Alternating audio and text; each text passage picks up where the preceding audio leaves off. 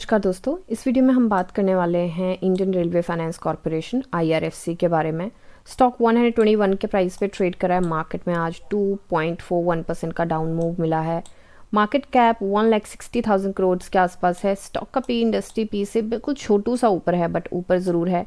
And growth adjusted P ratio 10.5 है। अभी के लिए स्टॉक 50 एंड 200 दोनों DMA से ऊपर जा चुका था, बट ये 2 दिनों में स्टॉक 50 DMA के बिल्कुल सपोर्ट पे है इस टाइम पे, और 100 और 200 DMA से तो नीचे है।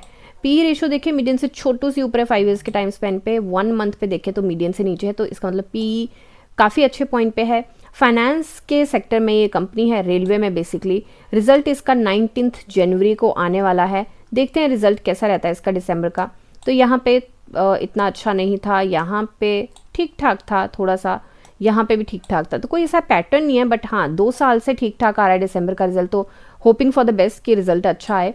अभी के लिए शेयर होल्डिंग पैटर्न देखें तो कोई न्यू अपडेट नहीं है, बट सितंबर के अपडेट में FIIs ने अपनी होल्डिंग बढ़ाई थी, DIIs ने बहुत छोटू सी होल्डिंग बढ़ाई थी, पब्लिक के पास कम रह गया था।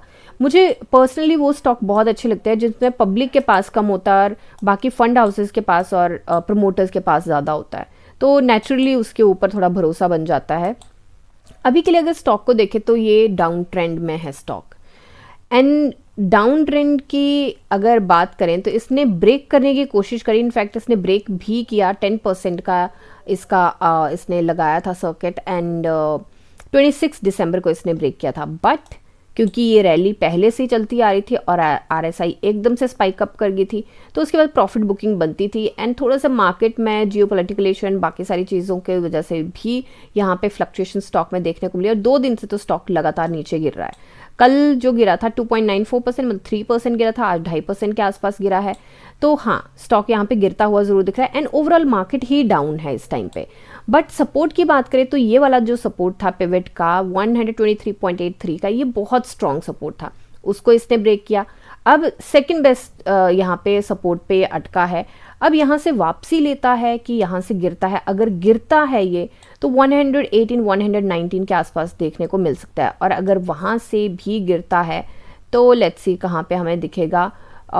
यहाँ पे भी इसको सपोर्ट बनता है 116.90 पे। थोड़ा सा नीचे लेके चलते हैं, 116.50 के आसपास का सपोर्ट भी बनता है। आई होप यहाँ तक रुक जाए, और यहाँ पे चैनल का मीडियन भी है, तो मुझे लगता है कि हो सकता है कि 115 के आसपास तक फ्लक्चुएट होके आए अगर कोई ऐसी ड्रास्टिक न्यूज़ आ जाती है। बट क्योंकि 2 दिन की छुट्टी है, अगर थोड़ा सा ठीक रहता है सब कुछ, तो मुझे लगता है कि यहाँ पे फिर चीज़ें बेहतर हो सकती हैं। बट यहाँ पे शॉर्ट टर्म की पोजीशन की बात करें तो मुझे लगता है कि थोड़ा सा संभल के रहना चाहिए। एक तो ये पिवट की रेजिस्टेंस आ जाएगी, जो बिल्कुल इमीडिएट रेजिस्टेंस है, जो 123.83 पे है। उसके बाद इसको चैनल को ब्रेक करना भी मुश्किल होगा। तो चैनल जब तक ब्रेक नहीं होता तब तक मुझे लगता है शॉर्ट टर्म में थोड़ा सा ध्यान से चले। डिप पे बाई करना लॉन्ग टर्म के लिए मुझे लगता है फिर भी अच्छा है। पार्शली यहाँ पे एंट्री बनाई जा सकती है, पार्शली यहाँ पे देखा जा सकता है कुछ एंट्री का, SIP टाइप्स एंट्री बन सकते हैं। यहाँ पे ट्रांचेज में पहले यहाँ बना ली, थोड़ी ऊपर बना ली, थोड़ी ऊपर बना ली, वैसे कुछ किया जा सकता है। अगर आपकी होल्डिंग है और आप नहीं उसको निकालना चाहते तो टाइट स्टॉप लॉस लेके ज़रूर चलिए, क्योंकि मार्केट में जिस तरीके की सिचुएशन है अभी, आई थिंक वहाँ पे टाइट स्टॉप लॉस बहुत काम करेगा। क्योंकि और नज़र ज़रूर बना के रखनी पड़ेगी, क्योंकि अभी ना स्टॉक ये नहीं है कि फ्लक्चुएट कर रहा है या थोड़ा थोड़ा गिर रहा है, 3-3 4-4 5-5% गिर रहे हैं स्टॉक्स। तो थोड़ा सा उस चीज़ को ध्यान में ज़रूर रख के चलें। RSI 48.80 पे है, RSI को फुल सपोर्ट है। यहाँ पे बहुत बार यहाँ पे रेजिस्टेंस मिली है RSI को, इस टाइम फुल सपोर्ट है। RSI भी यहाँ से वापसी ले सकती है, एंड स्टॉक को भी यहाँ पे सपोर्ट मिलता है, बट रेजिस्टेंस भी पास में ही है, तो उस चीज़ को थोड़ा ध्यान में रखें। एक बार BSE पे चलते हैं। प्राइस में नो बैंड है, एंड न्यूज़ एज सच और कोई नहीं है। रिसेंट 50% का डिलीवरी परसेंटेज है। NSE पे एक बार हम चेक करते हैं, तो NSE पे हमारा डिलीवरी परसेंटेज जो है वो गया है 28.71, मतलब 29% का। तो डिलीवरी परसेंटेज कुछ खास अच्छा नहीं गया है, एंड वॉल्यूम जितने शिद्दत से आया था उतने शिद्दत से वापस भी चला गया है। जो वॉल्यूम यहाँ पे 163.9 164 मिलियन का था, वो धीरे धीरे कम होता होता काफ़ी कम हो चुका है। अब यहाँ पे सेकेंड वेंसडे के वॉल्यूम की बात करें 11 मिलियन के आसपास का था, फिर 13 मिलियन हुआ, डाउन कैंडल पे 13 मिलियन का हुआ, अब 14.9 मिलियन मतलब 15 मिलियन का है। तो वॉल्यूम बढ़ रहा है रेड कैंडल पे, विच इज़ नॉट गुड, और ये ऊपर से अपने डाउन ट्रेंड के चैनल में भी आ चुका है। तो ये बहुत ज़्यादा अच्छी बात नहीं है, इसमें थोड़ा सा समझदारी और पेशेंस से काम लेना पड़ेगा। इमोशनल होके कि ओके डिप मिल रहा है बाई कर लेते हैं, इमोशनल बाइंग बिल्कुल नहीं चलेगी यहाँ पे। पेशेंस बना के रखें और सही मौके का इंतजार करें।